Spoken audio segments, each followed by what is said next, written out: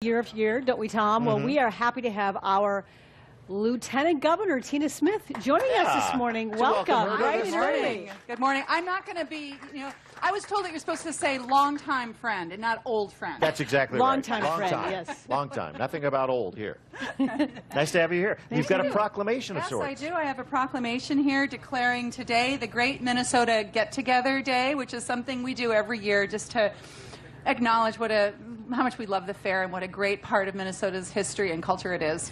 It really is a part of so many people's traditions. Absolutely. And it's kind of a fun way to, as we kind of are sad about saying goodbye to summer and welcoming in fall, but it's a fun way to do it. I can't believe that it's already August 24th, but it's just a beautiful morning to be here. I have a sweater on. It's nice and cool. Feels We've a little missed bit our like sweaters. September, I understand. Okay, well, we have something in common.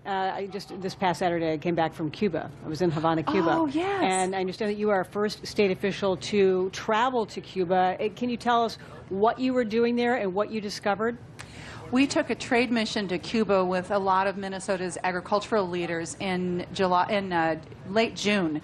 And it was only a couple of days after President Trump had made his announcements about rolling back some of the trade and visiting to Cuba.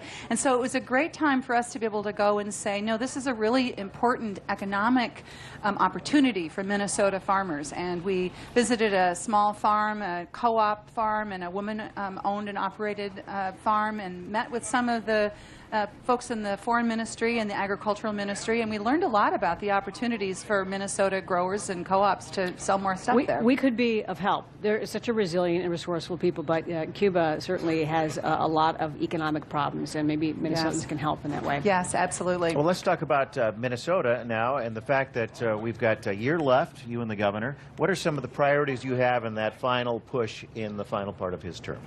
Well, the governor has been doing a lot of meetings around the state talking about the importance of water quality, and it is his goal of having a 25% improvement in Minnesota's water quality in our lakes and streams by 2025, and these meetings have been happening all over the state, and it's fantastic. We're getting 200, 300 people showing up just to talk about how important water is to our state and what we can all do together to help improve it. It's not a problem with any one sector of our state. It's something that we all have to work on. So I know that that's going to be a really big priority. And we're also talking a lot about energy and improving our reliance on renewable energy, which is so good for our economy as well as for addressing climate change. So water and renewable energy, top priorities. But we have to ask you before you leave, is there a chance that you might make a run actually for the governor? We know the governor is closing in on his term.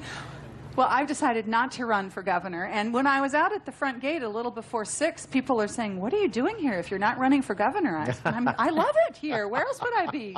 Well, right, and so we have to ask you, now, we were asking our audience about their bucket list when it comes to food. So what is the first thing you like to get when you come to the fair? Well, usually I go just up the street and get some of the world's greatest French fries, and then I make a beeline for the fried green tomatoes. Oh, and then, the world is my oyster. That's right. I can go anywhere. Okay. That's right. That sounds like a good start. A good start. Yes, exactly. We have kind of a 2-bite and move on rule, though we generally fail So at many that. foods, so little time. Exactly. I know it. All right. Exactly. Lieutenant Governor Tina Smith, thanks for being you here, very part of much. our Thanks, Fox guys. Broadcast Pavilion today. Great to be here. Yeah, good to have you.